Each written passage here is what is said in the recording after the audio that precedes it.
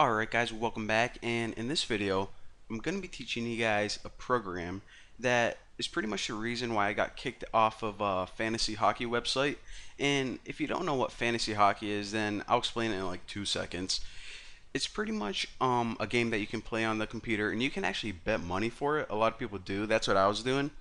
And what you do is whatever players are playing in a hockey game that night, you pick whatever players you're going to think are going to do the best, score the most goals.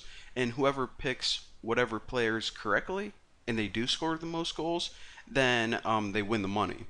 So what people usually do is they look at last year's stats for that player, but this can kind of be deceiving because some players score a lot of goals just because they played in a lot of games. It doesn't mean they're a real good player. In another example is sometimes a really good player gets injured, so maybe they didn't score a lot of goals that year, but you know that they're really good. So instead of just looking at the total amount of goals they scored, it's really good to see how many goals they scored per game. So I'll show you guys how to calculate that right now, and we're going to use something called parallel arrays.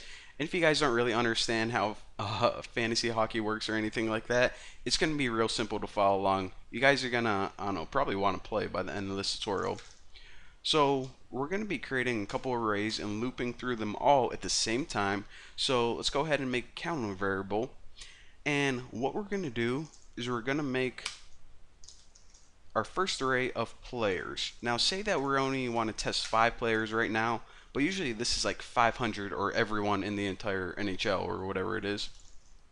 So I'll just put the player's number right here. So there's a player with a jersey 60, or excuse me, 58, 66, 68, 71, and 87. Sidney Crosby. Awesome player, except Malkin is my favorite. But anyways, let's focus here, Bucky. Alright. So the next array I want to output is how many goals they scored in total that season. So again, 5, and in curly brackets I'll put, I don't know, something like 26, 39, 25, 29, and 31. So what this is basically saying is the player 58 scored 26 goals, 71 scored 29 goals, so on and so forth. So all of these arrays are related. So now we just need a couple more things now that we see how the arrays are related. So int games played, and set this equal to, and the values don't really matter here as long as you have 5 values in there. I'm going to set this equal to 30, 30, 28. We'll say that there's 30 games in a season.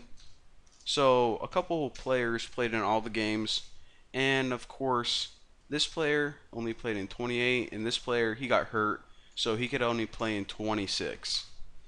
So I actually need 3 more variables. Or one of the other ones I need is an array called PPG, and this is points per game.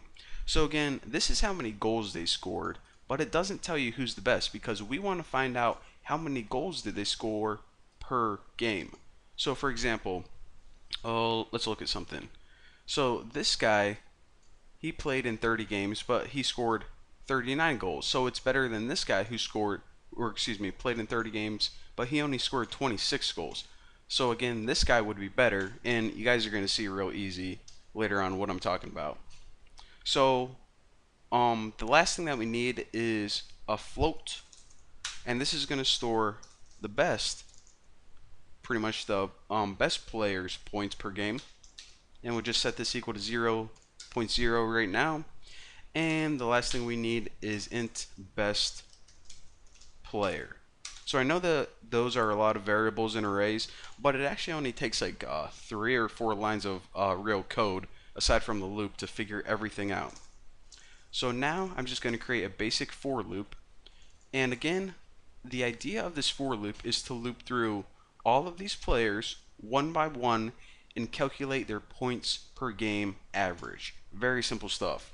So for the counter variable, just put I equals 0 to start, put I is less than 5, and I plus plus. So this is going to loop through 5 times, like I said, 1 for each player. So in order to calculate the points per game, see right now this is empty, and that actually should be a 5 in there. See right now this is a float array that can hold 5 different floats, and it's going to hold the points per game for each player. So we'll put PPG and I, and just like before when I showed you guys how to manually type stuff in, well, you can also do it algorithmically. So of course the points per game is goals of that player, and each player is I over the games played for that player. Now check this out real quick.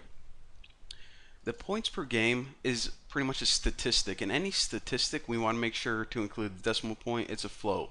However, goals, of course, you can't score half a goal, and you can't play in half a game. Well, maybe you can if you get injured, but not in this case.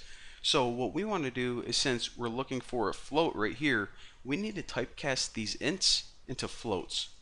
So that's a case scenario where typecasting does come in handy. So even though these are ints on the right hand side, we want to treat them as floats, so that way whenever we do this arithmetic, we get our answer points per game in a float in a nice decimal. So the next thing I want to do is just print out something on the screen. So I'm going to loop through 5 times, and I'm pretty much going to print the player's stats on each row, so it looks like a real pretty looking table. So again, the first thing I'm going to print out is their number. So %D tab, I'll print out the number, the goals, the games played, and the points per game. So %D, actually I can do this. %D, %D, %D, and the last one is the float. So that's why I want to do %F, and we'll just display to 2 decimal places. And remember, each player is on a new line, so kick it on a new line. And now you have to say, okay, well, this is the format. What exactly do you want me to print out? Well, the first one is just the player. So this is going to print out their jersey number. The second one, what did I want to do? I'll go ahead and print out their goals. How many goals they scored that season. The third one is games played. And the last one is what we just calculated, points per game. And this is pretty much the value that we're looking for. The player with the best points per game, as you know, is the one that we want. So right now, we can actually just do something like this. If we run this baby right now, and we get an error because why? And it is because this goal is supposed to be goals.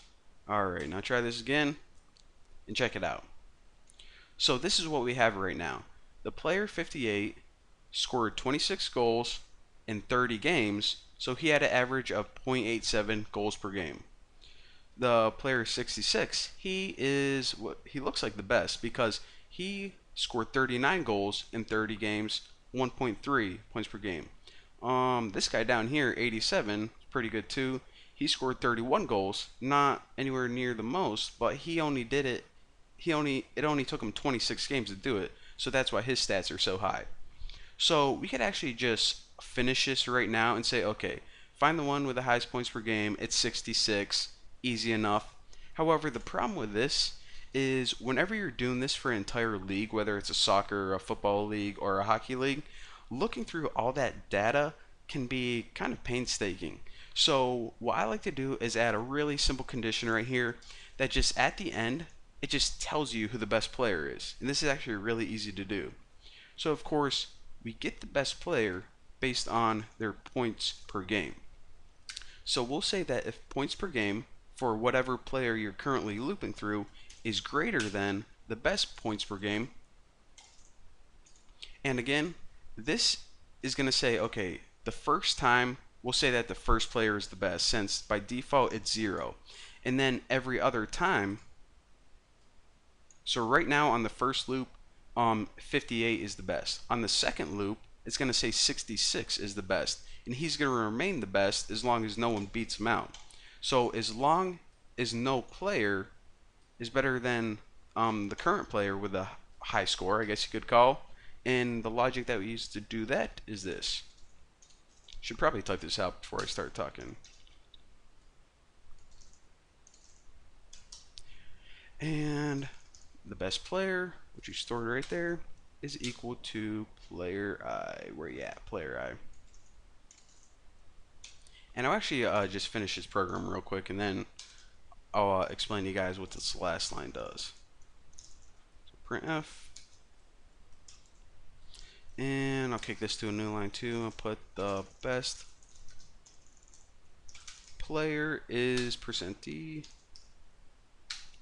new line. And of course, we're going to store the best player in this, and let me print it out, and then I'll talk you guys through it. So right now, it pretty much not only calculated the player's points per game, which is awesome, but it also automatically just gave us the best player at the end. So we don't have to, look through 500 pieces of data manually. Now we already know what this for loop does right here. I just explained it. But the reason that we get the best player at the end is because it always stores the guy with the highest score until it gets overridden.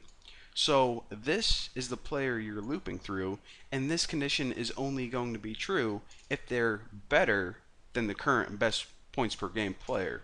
So if they are, then we say, okay, the best points per game is now this points per game, which would mean that the best player is that player.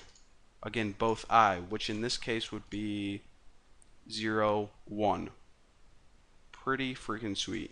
So that is how you check for the best player, and he gets stored in this variable until you decide to print him out at the end.